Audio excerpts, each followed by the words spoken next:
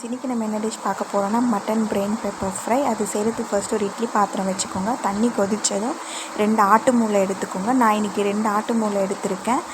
அது ஃபர்ஸ்ட் நம்ம ஆவியில் வேக வச்சு எடுத்துக்கலாம். நீங்கள் தண்ணியில் வேக வைக்கிறதுக்கு நீங்கள் இந்த மாதிரி வேக வச்சிங்கன்னா உங்களுக்கு அதோட பெனிஃபிட்ஸ் எதுக்கும் தண்ணியில் வேஸ்ட்டாக போகாது.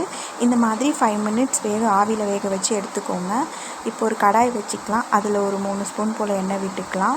ஒரு பெரிய சைஸ் வெங்காயத்தை கட் பண்ணி சேர்த்துக்கலாம். வெங்காயம் வதங்கின உடனே ஒரு 3 பெரிய பச்சை மிளகாவை நம்ம சேர்த்துக்கலாம். நம்ம மிளகாத்தூள் எதுவும் காரத்திற்கு சேர்க்க போகிறதில்ல, வெறும் பச்சை மிளகாவும் மிளகுத்தூளும் தான். ஸோ அதனால் நீங்கள் பச்சை மிளகா சேர்த்துக்கோங்க.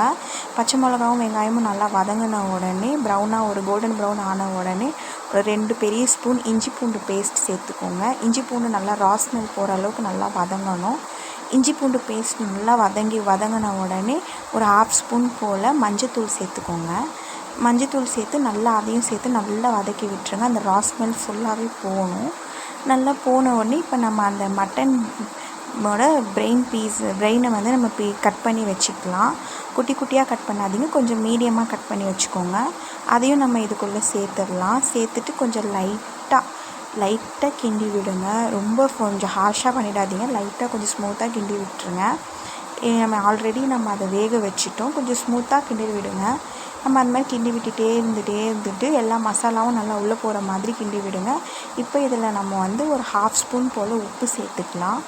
உப்பு உங்கள் தேவைக்கேற்ப சேர்த்துக்கோங்க. நான் இன்றைக்கி 1 ஸ்பூன் மிளகுத்தூள் சேர்க்க போகிறேன். நம்ம ஆல்ரெடி பச்சை மிளகா 3 சேர்த்துருக்கோம். உங்கள் காரத்திற்கு ஏற்ற மாதிரி சேர்த்துக்கோங்க. எனக்கு பச்சை மிளகா ஃப்ளேவர் பிடிக்கும். உங்களுக்கு பச்சை மிளகா பிடிக்காதுன்னா நீங்கள் ஸ்கிப் கூட பண்ணிக்கலாம். மிளகுத்தூள் சேர்த்துக்கலாம். அதையும் நல்லா வதக்கி நல்லா கிண்டி விட்டுருங்க. லைட்டாக ஸ்மூத்தாக கிண்டி விடுங்க. இப்போ நம்மளோட mutton pepper brain fry ready. கொஞ்சம் கருவேப்பிலை போட்டு சூடாக இறக்குனீங்கன்னா சூப்பராக இருக்கும். இதை ட்ரை பண்ணி பார்த்துட்டு எப்படி இருக்குன்னு கமெண்ட்ஸில் சொல்லுங்கள். இந்த மாதிரி டிஷ்ஷஸ்லாம் உங்களுக்கு வேணும்னா நம்ம சேனலை லைக் பண்ணி சப்ஸ்கிரைப் பண்ணி வச்சுக்கோங்க. தேங்க்யூ.